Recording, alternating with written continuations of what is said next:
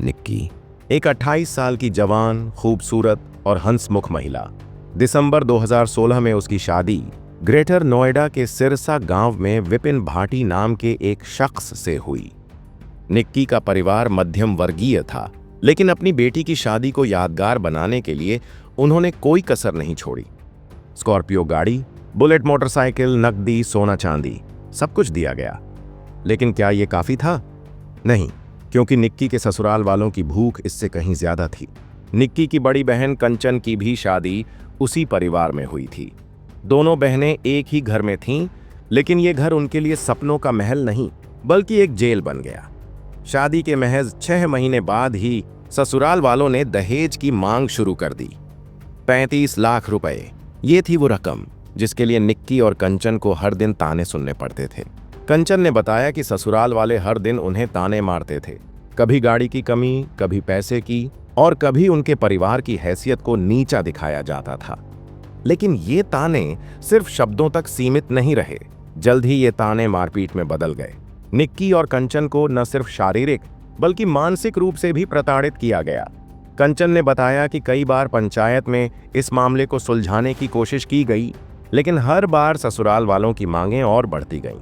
आखिर वो दिन आया जब ये सारी प्रताड़ना एक ऐसी भयानक घटना में बदल गई जिसने पूरे देश को हिला दिया। 21 अगस्त 2025, सिरसा गांव का वो दिन जो निक्की के परिवार के लिए एक दर्दनाक स्मृति बन गया। उस रात जो हुआ वो किसी भी इंसान का दिल दहला सकता है। निक्की के ससुराल में उस दिन तनाव चरम पर था। कंचन ने बताया कि पिछले 8-9 दिनों से निक्की और उसके पति विपिन के बीच झगड़ा चल रहा था, लेकिन उस रात ये झगड़ा हिंसा में बदल गया।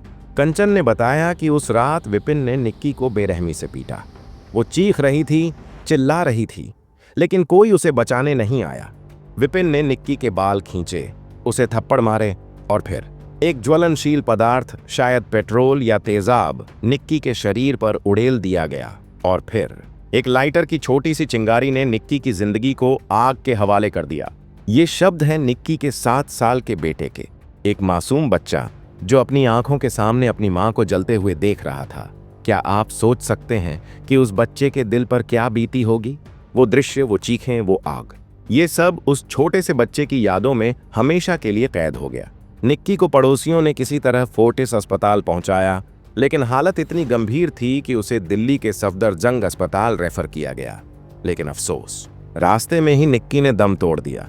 एक जिंदगी जो अभी शुरू भी नहीं हुई थी वो खत्म हो गई, सिर्फ इसलिए क्योंकि उसका परिवार 35 लाख रुपए नहीं दे सका। निक्की की मौत की खबर जैसे ही फैली, सिरसा गांव में गुस्सा भड़क उठा। निक्की की बहन कंचन ने कासना थाने में निक्की के पति विपिन, सास दया, ससुर सतवीर और जेठ रोहित के खिलाफ शिकायत दर्ज कराई। शिकायत में कंचन ने बताया कि कैसे निक्की और उसकी जिंदगी को दहेज की मांग ने तबाह कर दिया। पुलिस ने तुरंत कार्रवाई शुरू की। निक्की के पति विपिन को गिरफ्तार कर लिया गया, लेकिन बाकी तीनों आरोपी, सास दया, ससुर सतवीर और जेठ रोहित, अभी भी फरार हैं। ग्रेटर नोएडा के अतिरिक्त पुलिस उपायुक्त सुधीर कुमार ने बताया कि पुलिस ने 21 अगस्त की रात को फोर्टिस अस्पताल से सूचना मिलने के बाद तुरंत जांच शुरू की। पोस्टमार्टम के बाद निक्की का शव परिवार को सौंप दिया गया और अब पुलिस बाकी आरोपियों की तलाश में छापेमारी कर रही है। लेकिन निक्की का परिवार और गांव वाले पुलिस की कार्रवाई से संतुष्ट नहीं थे। कासना थाने के बाहर सैकड़ों लोग इकट्ठा हुए, जिनके हाथों में बैनर थे, जस्टिस फॉर निक्की, निक्की को इंसाफ दो। कंचन ने मीडिया से कहा, मैं चाहती हूं कि मेरी बहन को जलाने वालों को वैसी ही सजा मिले जैसा उन्होंने मेरी बहन के साथ किया। इस घटना ने न सिर्फ निक्की के परिवार को बल्कि पूरे गांव को झकझोर कर रख दिया। लोग सड़कों पर उतर आए और सोशल मीडिया पर जस्टिस फॉर निक्की ट्रेंड करने लगा। लेकिन सवाल ये है, क्या निक्की को इंसाफ मिलेगा या ये बस एक और दहेज हत्या की कहानी बनकर रह जाएगी? इस केस में एक और चौंकाने वाला मोड़ तब आया जब निक्की की मारपीट और जलाने का वीडियो सोशल मीडिया पर वायरल हो गया। इस वीडियो को कंचन ने रिकॉर्ड किया था क्योंकि उसे डर था कि लोग उनकी बात को ड्रामा कहकर खारिज कर देंगे। वीडियो में साफ दिख रहा है कि विपिन और एक अन्य महिला निक्की के बाल खींच रहे हैं, उसे थप्पड़ मार रहे हैं, और फिर वो भयानक दृश्य जहां निक्की आग की लपटों में लिपटी सीढ़ियों से नीचे उतर रही है। लेकिन इस कहानी में एक और ट्विस्ट है। विपिन, जो इस हत्याकांड का मुख्य आरोपी है, उसने अपनी गिरफ्तारी से कुछ घंटे पहले इंस्टाग्राम पर एक पोस्ट डाली। इस पोस्ट में उसने दावा किया कि निक्की की मौत आत्महत्या थी। उसने लिखा, तुमने मुझे क्यों नहीं बताया कि क्या हुआ था? तुम मुझे क्यों छोड़कर चली गई? दुनिया मुझे हत्यारा कह रही है निक्की। विपिन ने एक और इंस्टाग्राम स्टोरी में लिखा, मैं बर्बाद हो गया, मेरे पास अब कुछ नहीं बचा। लेकिन क्या ये उसका दुख था या सच को छिपाने की कोशिश? क्योंकि निक्की का बेटा और कंचन दोनों ने साफ कहा कि निक्की को जलाया गया था। क्या विपिन अपनी सजा से बचने के लिए ये ड्रामा कर रहा था? निक्की की कहानी कोई इकलौती कहानी नहीं है। National crime records bureau (NCRB) के मुताबिक 2021 में भारत में 68,008 मामले पति या ससुराल वालों द्वारा क्रूरता के दर्ज किए गए, जिनमें से कई दहेज से जुड़े थे। 1961 में दहेज निषेध कानून बनने के बावजूद ये प्रथा आज भी हमारे समाज की गहरी जड़ों में बसी हुई है। दहेज सिर्फ पैसे या सामान की मांग नहीं है, ये एक मानसिकता है जो औरतों को एक वस्तु की तरह देखती है।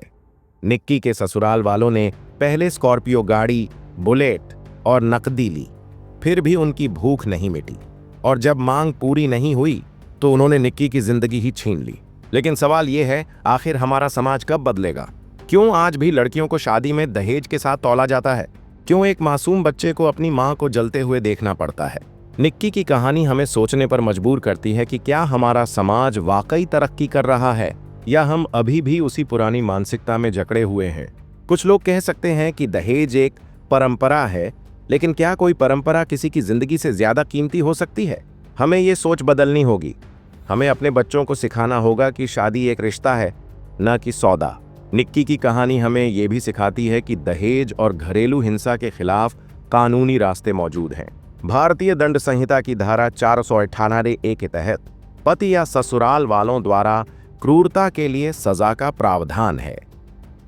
दहेज निषेध अधिनियम 1961 और घरेलू हिंसा अधिनियम 2005 भी पीड़ित महिलाओं को सुरक्षा देते हैं। अगर आप या आपका कोई परिचित दहेज या घरेलू हिंसा का शिकार है तो तुरंत नजदीकी पुलिस स्टेशन में FIR दर्ज करें। नेशनल कमीशन फॉर वीमेन और कई NGO भी इस तरह के मामलों में मदद करते हैं। लेकिन सबसे जरूरी है जागरूकता। हमें अपने समाज में ये बात फैलानी होगी कि दहेज देना और लेना दोनों ही गैर कानूनी है। निक्की की मौत एक चेतावनी है। अगर हम आज चुप रहे तो कल कोई और निक्की इस आग में जल जाएगी। हमें मिलकर इसको प्रथा के खिलाफ आवाज उठानी होगी। निक्की की कहानी खत्म हो गई, लेकिन उसका दर्द, उसका संघर्ष और उसका मासूम बेटा आज भी इंसाफ की गुहार लगा रहा है। ये सिर्फ एक परिवार की कहानी नहीं है, ये उस समाज की कहानी है जो दहेज के नाम पर औरतों की जिंदगी से खेलता है। आज हम आपसे एक वादा चाहते हैं, अगर आप किसी को दहेज या घरेलू हिंसा का शिकार होते देखते हैं तो चुप न रहें, आवाज उठाएं, मदद करें और इस कुप्रथा को जड़ से खत्म करने में अपना योगदान दें, क्योंकि निक्की की तरह कोई और औरत इस आग में नहीं जलनी चाहिए। इस वीडियो को लाइक करें, शेयर करें और अपने दोस्तों परिवार तक पहुंचाएं, ताकि हम सब मिलकर इस सामाजिक बुराई के खिलाफ जंग लड़ सकें। और हाँ, अगर आप चाहते हैं कि हम ऐसी और कहानियां आप तक लाएं, तो चैनल को सब्सक्राइब करें और बेल आइकन दबाना न भूलें। निक्की को इंसाफ मिले और उसका बेटा एक दिन गर्व से कह सके कि उसकी मां की कुर्बानी बेकार नहीं गई। हमारे साथ बने रहिए। मिलते हैं नेक्स्ट वीडियो में। धन्यवाद।